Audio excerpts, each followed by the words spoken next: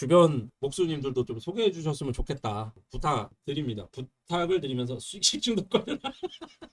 아이고 남이 그 고생해갖고 그 만들어 놓은 거 돈으로만 보면 되지. 그걸 왜 자꾸 이렇게 기버간대 사람들이. 그 몰상식한 사람들이 어디에나 있어요.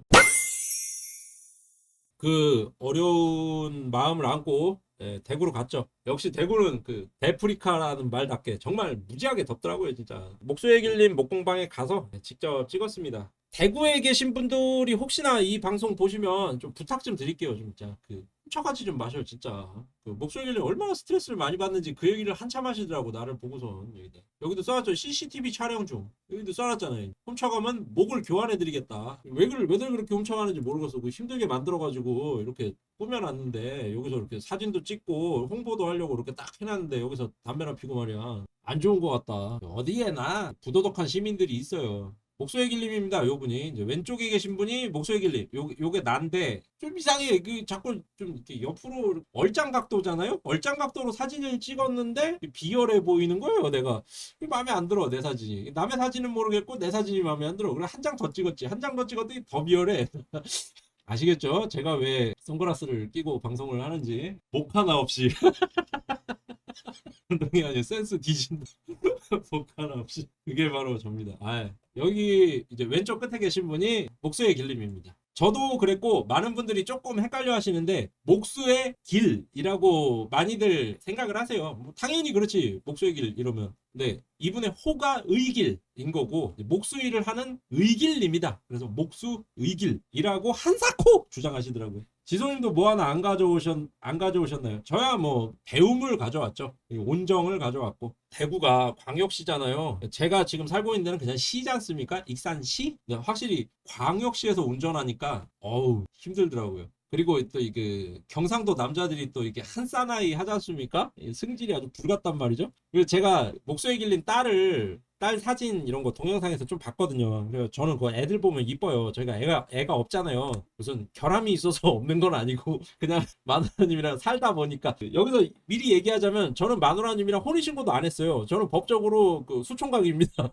저희 마누라님은 법적으로 수처녀예요. 뭐 그런 식으로 9년째 이제 그 결혼 생활을 나름대로 사실혼 관계를 이어오고 있는데 이렇게 저렇게 살다 보니까 그런 게 있어요. 먹고 살기 바빠서 이것저것 놓치게 되는 게 생기는데 저는 애가 있는 집들이 부러워요. 저희 마누라님도 저도 이제 40대 중반인데 이제 와서 무슨 애를 낳으면 어떡하겠습니까? 대학교 갈 나이쯤 되면 이제 환갑 넘어 칠순을 바라봐야 되는데 뒷바라지 쉽지 않다. 그래서 그냥 포기를 한 거고 결함은 없다는 걸 다시 한번 강조를 드리면서 목소리 길님 딸이 너무 귀여워요. 애기들 보면 다 귀엽고 그래서 목소리 길님 딸한테 베스킨라빈스 아이스크림 케이크 그거 드셨어요? 그거 잘 드셨습니까? 아이스크림 아주 잘 먹었습니다라니 당신이 드시면 어떻게 딸 주라니까. 베스킨라빈스 아이스크림 사려고 그 대구 동성로에 진입을 한 거죠. 대구에 베스킨라빈스가 3개인가 4개가 있더라고요. 근데 그 중에 이제 동성로로 갔죠. 어딘지 정확히 모르니까. 동성로가 대구에서 가장 발달한 곳이라는 걸 모른 채로 거기에 가서 차를 이제 길바닥에다 대고 온갖 쌍욕을 먹어가면서 그 아이스크림 케이크를 사가지고 갖다 드렸습니다. 제가 좀 활달한 성격이긴 하지만 20대 중반 때 아토피를 크게 앓으면서 좀 대인 관계를 다 끊고 살았었거든요. 그리고 회사에 지금 15년째 이제 재직 중인데 15년째 밤에만 일을 합니다. 낮에는 자고. 그러다 보니까 친구들 만나기가 되게 쉽지 않아요. 어려워요. 그러다 보니까 좀 자발적인 은둔형 외톨이가 되어버렸다고 해야 되나? 그래서 좀 인간관계가 아주 매끄럽지가 못합니다.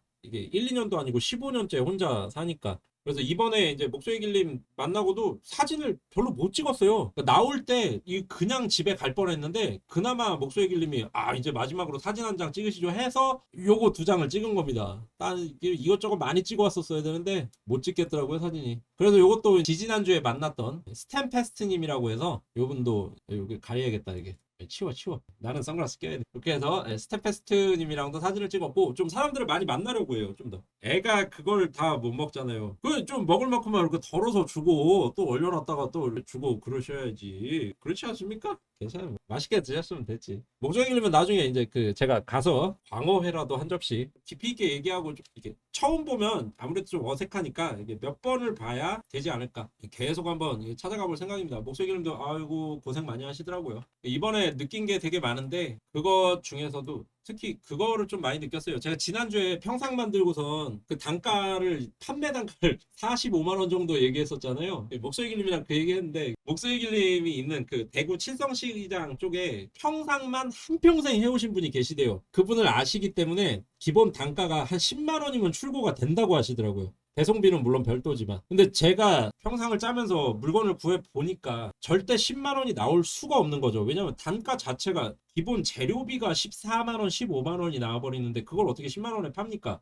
그리고 나서 이제 생각을 해보니 애초에 건재상에서 물건을 가져올 때부터 제가 잘못했다는 걸 깨달은 거죠. 애초에 가져올 때부터 거의 도매가 이하로 가져올 수 있는 능력이 있어야 되고 무슨 디자인을 잘하고 짜맞춤을 그 예술로 이렇게 빈틈없이 물 한 방울 안 셀 정도로 짜 맞추고 이거는 거의 뭐 그냥 기본 사항에 불과한 것이고 물건을 가져올 수 있는 능력 역시 그 대기업들 보면 구매팀이 아주 힘을 잘 쓰지 않습니까? 결국은 재료를 거의 초저가 이하로 가져올 수 있어야 되고 같은 효과를 낼 수 있는 소재 중에서 가장 싼 걸 쓸 수 있는 그런 노하우도 있어야 되고 그런 걸 조합해서 또 직원들을 쫙가지고 쪽쪽 뽑아 먹는 그런 그 잔인함까지 갖춰서야 비로소 뭘 팔 수 있지 않은가 시장에. 결국 우리의 선배님들이 그 가격 경쟁을 하면서 내리고 내려놓은 그 가격에 처음 진입하는 목수들은 적응을 해서 거기서 경쟁을 해서 싸워 이겨야 되는데 이제 우리 선배님들이 만들어 놓은 시장 가격이라는 게 아예 초보 목수들은 아예 근처에 갈 수도 없는 이익을 내는 걸 넘어서 그냥 무조건 만드는 족족 손해밖에 안 보는 가격까지 내려갔기 때문에 개업이 사실상 어렵다. 굉장한 자신감을 거의 다 잃고 왔다.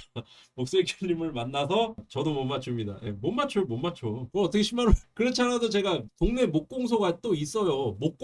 목공방 말고 아예 목공소. 거친 아저씨들, 마동석 같은 아저씨들이 한 4명이서 하는 그런 목공소들이 가끔 있거든요. 하다 보면 가서 물어봤어요. 평상 얼마요? 어떻게 짜서 뭐 가져가시게? 라고 하더라고요. 갖다 줄까 가져갈래? 뭐 이걸 물어보는 것 같은데 이게 그냥 물어만 보는 거다. 생산비만 좀 알고 싶다. 왜 그러냐? 아니 내가 취미로 만들었는데 내가 유튜브 하는 사람인데 생산비랑 판매가 이런 걸 좀 알고 싶다. 구독자들한테 알려주고 싶어서 그랬더니만 12만 원 얘기하더라고요. 12만 원. 1800에 1800 평상을 12만 원. 조금 남는다는 얘기겠죠? 이제 거기서 45만 원 같은 소리 하다가 이제 쳐맞는다. 여러분들 혹시 그 평상 만들어서 주변 동네 사람한테 45만 원에 제 말 듣고 덥석 팔았다가 평생 사기꾼으로 욕먹는 수가 있으니까 절대 그 가격에 팔지 마시고 파시면 큰일 난다. 제재소에서 건조 안 하고 받으면 그나마 싼 재료비. 그렇게까지 해야 되나요? 건조를 또 내가 때려야 되잖아요. 그래서 맨날 불 떼는 거지 불 떼는 거. 명장 아저씨들도 여름에도 야구 잠바 입고 난로를 떼요. 우리 선배님들이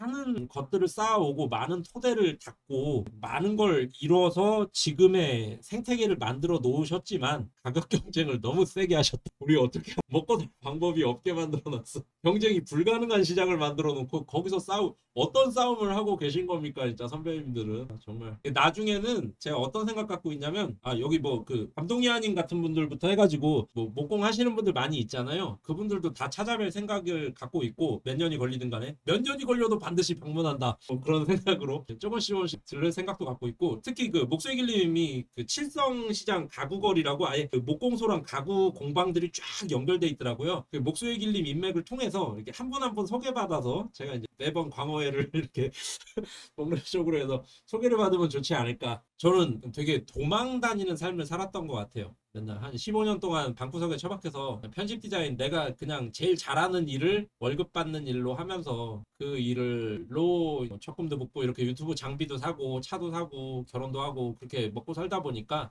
회사 잘리면 해야지. 회사 잘리면 그때 본격적으로 달리고 지금은 이제 워밍업이다. 지금은 기술 연마다. 그러면서 좀 나태하게 하지 않았나. 물론 지금도 오늘 낮에 그 땡볕에 비닐하우스에서 또 그 샌딩질 열심히 하다가 오긴 했습니다. 할 만큼은 했다고는 생각은 하지만 그 행동 자체가 제 생활 자체가 나태했던 거 아닌가 뭐 이런 반성이 많이 들었어요. 목소리길님 만나고서 참 하루 일정이었는데 봉화마을 갔다가 목소리길님 만나고 이게 하루 일정이었는데 굉장히 짧았던 것 같다. 많은 걸 배웠다. 그리고 또 목소리길님도 굉장히 멋있다. 그런 느낌 들었습니다. 2층에는 응접실처럼 해놓고 아뜰리에를 해놓으셨고 거기에 또 이제 자기 작품들 갤러리로 진열해놓고 1층은 이제 작업 공방 겸 수강생들 가르쳐주는 공간으로 이렇게 꾸며 놓으셨던데 굉장히 부러웠어요. 저는 바닥조차 돌가루 날리는 비닐하우스에서 땀 흘리고 있지만 배가 좀 아팠다. 한마디로 정리하면. 좀 오랫동안 얘기를 하고 싶었는데 저희 마누라님은 목수가 아니잖아요. 답답했나봐요. 앞에 그 봉화마을 가고 기분도 안 좋고 꿀꿀한데 차에 가 있겠다고 그러는 바람에 이 더운 여름에 주차장 가서 차에 가 있겠다는 얘기는 이제 빨리 나오란 얘기잖아요. 많이 얘기를 못하고 왔는데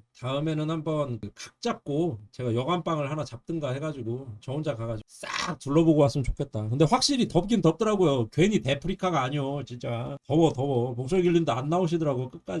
그러하다. 그리고 목소리 길림 주변에 왔다 갔다 하시는 분들 그 공방 앞에 그 도마 같은 거 진열되어 있는 거 집어가지 마십시오. 진짜 거기다가 그 도마에다가 본덱스 발랐대요. 그걸로 드시면 배가 많이 아플 거랍니다. 그러니까 그거 괜히 갖다가 땔감으로밖에 못 써요. 도마에다가 본덱스 바르면 안 가져가셨으면 좋겠고 목소리 길림은 다음에 또 찾아뵐 테니까 그때는 좀 주변 목수님들도 좀 소개해 주셨으면 좋겠다. 부탁드립니다. 부탁을 드리면서 식중독 걸려라.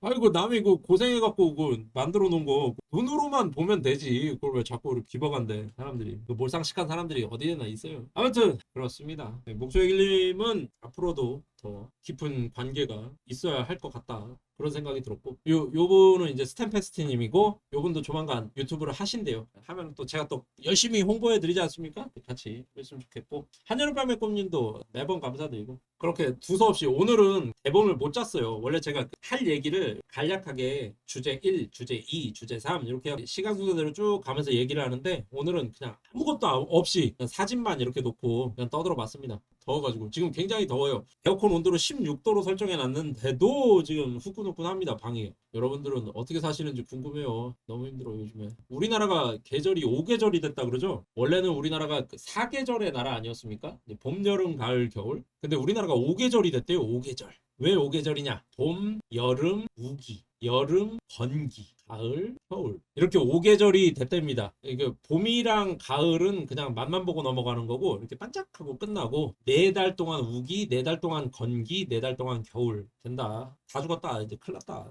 에어컨 회사 주식을 좀 사야 될 것 같다. 그런 생각을 합니다. 그 대구 가가지고 사진을 많이 찍었어야 되는데 이거밖에 못 찍어갖고 아쉬워요. 많이 실내도 좀 찍고 그러고 내 사진 가려야지. 이 스탬페스트님은 지지난주에 뵌 분입니다. 강제 출연하시는 거예요. 왜냐하면 제 모습을 덮어야 되기 때문에 비열해 보여서 나는 내가 마음에 안 들어. 덮었다. 가서 좀 이것저것 많이 찍고 올 걸. 목소리 길림이 만들었던 거 기타장도 있고 십자가 모양 그 장도 있고 가운데 응접실 테이블도 있고 좀 여러 장을 찍어와서 보여드리고 싶었는데 한 장도 안 찍고 말만 하다가 그냥 왔죠. 아 그것도 있네. 거기서 라이브를 동시 라이브 송출 그것도 생각했어야 되는. 다음에는 제가 장비를 좀 챙겨가갖고 거기서 라이브를 하는 것도 괜찮을 것 같아요. 근데 뭔 얘기하지? 그런 거 아니에요? 시커먼 남자 둘이 앉아가지고 라이브 하면 안녕하세요. 네 안녕하십니까. 오늘 뭐 무슨 얘기 뭐 이렇게 라이브가 진행될 거 라이브를 할 줄 기대하셨어요? 뭔가 주제를 정해 아니면은 술 먹어버리면 돼. 술 먹으면은 막 나와요. 말이 나와요. 그렇게 라이브 하면 되겠지. 그리고 그 다음날 이제 내가 미쳤나봐 내가 왜 그랬지 막 이렇게 되겠지 이제. 그래서 그나마 좀 노무현 대통령 묘역을 보고 마음이 많이 안 좋았는데 목소리 길림 봐가지고 그나마 좀 마음을 많이 풀고 왔습니다. 대패 진열이에요? 그게 뭐죠? 대패. 근데 저는 그 목소리 길림처럼 대패를 연마하고 싶지는 않아요. 대단히 죄송하지만. 목소리 길림은 약간 전통 목공 쪽으로 가시기 때문에 또 이게 있어요. 미리 깔고 가자면 제가 뭐 목소리 길림이 하는 일을 좀 안 좋게 보거나 우습게 보거나 그러진 않습니다. 근데 엊그제 얘기하면서 되게 좀 그랬던 게 가지고 있는 골동품 대패 그거 사진 좀 찍을게요. 그 엊그제 가져갔었어야 되는데 그걸 안 갖고 와갖고 지금 또 어디 처박혀 있는지 또 우리 장모님이 짐 옮기면서 또 얼로 더 깊숙이 넣으셨을 수도 있어요. 한번 찾아야 돼. 쪽대패라 그래. 쪽대패 챙겨서 메모해 놓을게요. 아이패드에다가 메모를 해놔야지. 진열할 것도 없고 상태가 지저분해가지고 뭐 따로 뭐 뽁뽁이 포장할 것도 없고 그냥 우르르 박스에 때려가지고 쏴드릴게요. 착불로. 제 그 처갓집에 가야 있으니까 다음 주? 아니면 이번 주 중에도 어떻게 운 좋으면 시간이 되면 쪽대패 빨리 보내드려야지. 변탕인가? 쪽대패는 좀 그건 뭐라고 하는지는 다 몰라요. 그 저희 처형이 쪽대패라고 부르는 거고 또 이쪽 업계에서 뭐라고 부르는지는 모르죠. 각자 이름이라는 게 그거라고 보시면 돼요. 스타크래프트에서 저글링이라고 부르는 사람도 있지만 개떼라고 부르는 사람도 있지 않습니까? 그런 차이. 뜻만 통하면 된다. 아무튼 뭔지는 아시잖아요. 제가 이번에 굉장히 목소리 길님 만나고선 도전 과제 뭐 이렇게 생각을 했던 게 개업에 굉장히 회의적인 느낌이 들었는데 이거 목소리 길님 임금을 까면 안 되겠다. 임금을 까면 안 되고 아무튼 목소리 길님이 받는 기술 비용이 하루 일당이 X가 있어요. 그냥 X라고 할게요. 사람마다 조금씩 그러니까 목소리님이 되게 조금 받아서 X라고 하는 게 아닙니다. 프라이버시. 근데 제가 지금 회사에서 받는 임금이 이거는 까도 되나? 내 월급 까면은 그런데 또 우리 회사에서 또 보는 사람이 몇 명 있어가지고 또 지소는 저렇게 월급을 많이 받았어?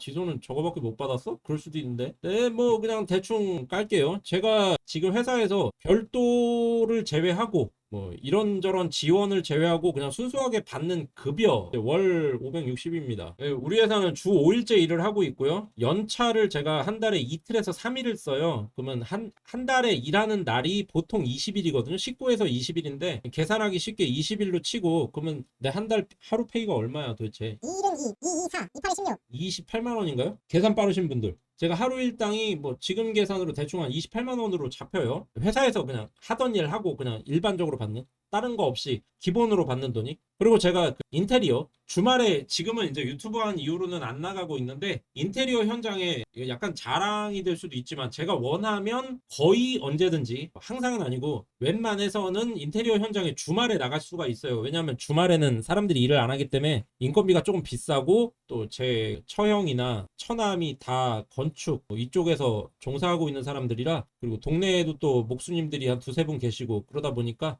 그냥 진입이 가능해요. 그래서 알바로 하루 이틀 일할 수 있는 곳은 거의 언제든지 있습니다. 그리고 저도 거기를 왔다 갔다 하면서 이제 목공일을 배웠고 그래서 여기 가면 이제 대충 이제 내장 목수죠. 가구 만드는 목수 일은 아니고 그러니까 실내 인테리어 목수 생각하시면 돼요. 뭐 석고보드 붙이고 문틀 짜고 기본적인 가구, 삐압한 가구 이런 거 만드는. 여기 가면 제가 얼마를 받느냐? 물론 제가 혼자 뭐 교차로나 아니면은 인력회사 가갖고 등록해갖고 하면은 그 돈을 못 받겠죠. 근데 아름아름 해갖고 가는 거니까 그 돈을 받긴 하는데 받으면 45에서 많이 받으면 60이에요.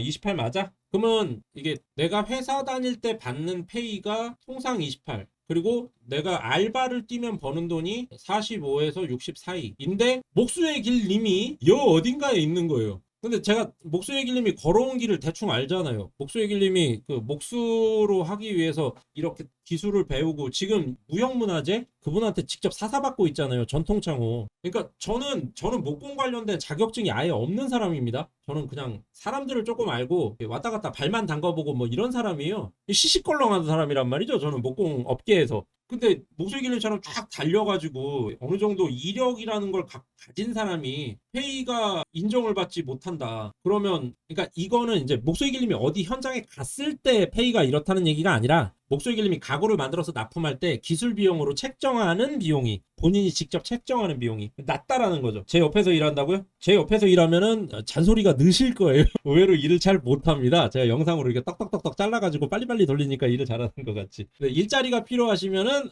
소개해드릴 수는 있겠죠. 근데 그러려면 먼저 인터뷰가 필요해요. 약간 일이 고돼요. 아무튼 목소리 길님이 직접 책정한 가격이 본인이 책정하니까 좀 겸손하게 책정했을 수도 있겠지만 저는 조금 말도 안 되는 가격을 책정하셨다고 생각을 하거든요. 근데도 그 말도 안 되는 가격인데 시장에서 경쟁력이 없어 버리는 거죠. 그 가격을 책정하는데도. 그래서 아까 목소리 길님 얘기하시는 게 그런 말씀하시잖아요. 벌써 서민을 위한 단가, 중산층을 위한 단가, VIP를 위한 단가가 따로 있어야 된다 이런 얘기를 하시는 게 결국에는 어떤 특정 층에는 내 인건비를 충분히 받지 못한다는 얘기를 하신 거잖아요. 그러니까 저는 개업을 할 생각을 갖고 있는 사람인데 이렇다고? 라고 약간 허망해지는? 제가 예전에도 그 몇몇 목수님들을 유튜브 하는 목수님들을 간단하게는 메일만으로 소통을 하거나 뭐 그런 적이 있어요. 직접 찾아간 적이 있던가 한 번이? 정확치는 않으니까 말은 못하겠고 메일로 소통하고 그런 적은 있어요. 메일로 하다 보니까 뭐 솔직담백하게 얘기는 안 해주셨겠지만 뭐 어떤 분들 같은 경우에는 이제 뭐 자기 하루 일당을 뭐 300을 잡는다 이런 분도 계셨고 백을 잡는 분도 계셨고 근데 전 이게 허황되지 않다고 생각하는 것이 타일뛰기 같은 일 좀 진짜 장인분들 그냥 바로 미장이 되는 분들 이런 분들 같은 경우에는 100을 주거든요. 실제로 현장에서 일용직으로 왔는데도 100을 줍니다.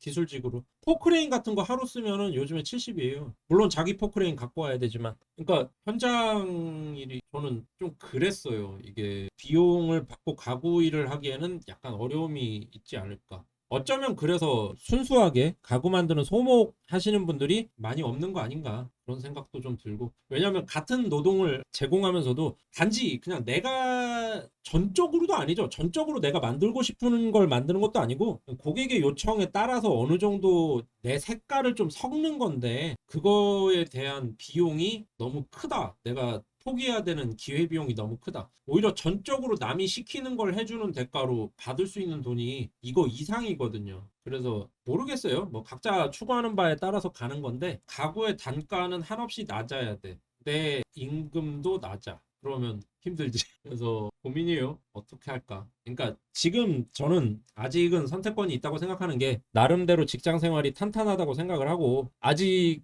본격적으로 무슨 뭐 업을 시작했다고 보긴 어려우니까 유튜브야 뭐 주제를 바꾸면 되지 않습니까? 근데 목공에도 여러 가지가 있고 저는 지금까지 제 영상들 올린 거 보시면 아시겠지만 되게 이제 소목이 많이 섞인 대목을 해왔단 말이죠. 더 올려야지요. 그러기 위해서 자격증도 전시회도 기능대회도 나가보는 거죠. 그죠? 근데 그 한 줄 한 줄이 너무 너무 고되잖아요. 그러니까 저는 지금 목소리 길님한테 그 길 가지 말고 이 길이 그 돈이면 차라리 뭐 그걸 그럴 거면 일로 가서 이거 받지 그 얘기하는 게 아닙니다. 저는 목소리 길님이 하고 있는 게 되게 멋있어요. 그런 전통을 잇고 그런 걸 하시는 걸 존중하고 리스펙해요. 근데 이제 내 얘기하는 거예요, 내 얘기.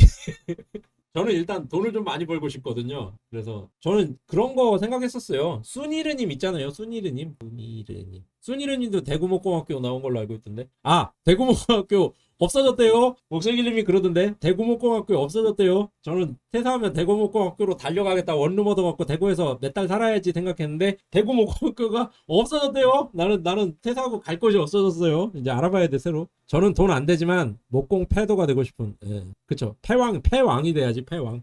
패도가 아니고. 순이르님 같은 경우에 책상 하나 짜시면 1,400만 원 받잖아요. 물론 월넛 그 우드 슬랩으로 만들지만 솔직히 뭐 가격 알 사람 다 알잖아 솔직히. 이분도 그 손대패 장인이시죠. 손대패 장인이고 끌질 짜임의 진짜 장인이지. 이 급으로 가시든가 아니면은 고범성님 쪽으로 가시든가 뭐 길이 이렇게 있죠. 고범성님 가격은 하나에 얼마인지 모르겠어요. 대충 한 2천 생각하는 것 같아요. 해외에서도 진짜 명장들 같은 사람들 보면 뭐 조그마한 그냥 수툴 의자 등받이도 없는 수툴 의자 짜놓고 뭐 800만 원 뭐 이런 사람들이 있으니까. 근데 그게 그렇게 팔려야지 누가 사냔 말이죠. 그거를 과연 나는 그거 궁금해요. 순이님이 책상 1,400만 원 파는 거는 알겠어요. 근데 1년에 몇 개 파실까 그것도 궁금해. 1년에 10개는 팔아야 나오지 않겠습니까? 이익이라는 게. 그래서 참 난감하다. 결국 이런 게 다 사업 마인드인 거죠. 돈의 흐름과 돈을 맞출 줄 알아야 또이또이를 맞추고 내 것도 좀 남기고 이런 걸 할 줄 알아야 그게 사업이 가능한 건데 어떻게 보면 저는 지금까지 그냥 조금 더 낮게 만드는 그런 기술적인 거에만 치중을 했던 것 같아요. 그래서 앞으로는 다음 주부터는 스케치업 같은 것도 공부하고 설계도 공부하지만은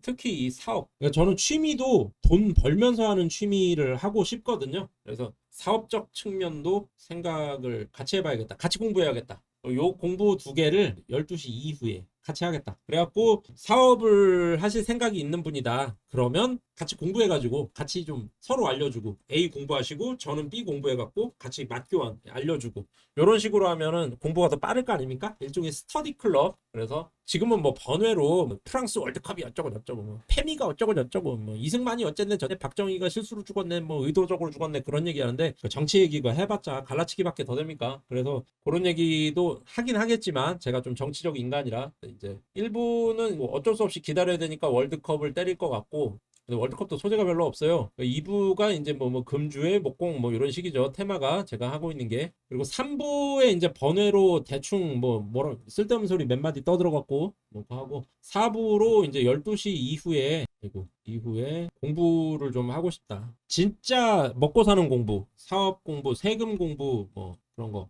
계획은 단가 같은 거, 단가 내고 그다음에 아이템 어떤 페인트가 좋다, 싸고 좋은 거, 오로지 그것만 생각하는 걸로 그런 식으로 약간 채널이 변경되는 목소리 길림 한번 보고 나서 채널 방향성을 좀 고민하게 됐어요. 제 진로도 좀 고민하게 됐고 예전에는 처음에 목소리 길림이랑 저랑 처음 알게 된 그 당시 시절에는 거의 이제 비슷했단 말이죠. 같이 공부하고 같이 나가는. 근데 지금은 이제 목소리 길림이 개업을 해가지고 자신만의 실력으로 시장에 뛰어드신 거죠. 아예 레벨이 달라집니다. 그렇게 되면 저는 취목인이고 취목과 프로와 아마추어의 세계는 그냥 아예 달라요. 그래서 목소리 길림한테 좀 많이 배워야겠다 그런 생각을 많이 했어요. 그래서 다음에는 반드시 혼자 한번 찾아갈 거고 원데이 클래스도 한번 받고 그리고 다음 주부터는 이런 식으로 그리고 아무래도 눈이 뻑뻑하니까 12시가 되면은 받겠죠. 저의 비열한 면상이 또 드러날 텐데 몇 분이 봐주실지 잘 모르겠습니다. 한번 그거 생각해 봐야겠어요. 진짜로 사업을 진지하게 언제까지나 나는 회사 잘리면 사업해야지 이러면서 도망가지 않고 진짜로 준비를 해봐야겠다. 앞으로는 조금 더 진지하게 유튜브에도 임하려고 생각하고 있습니다.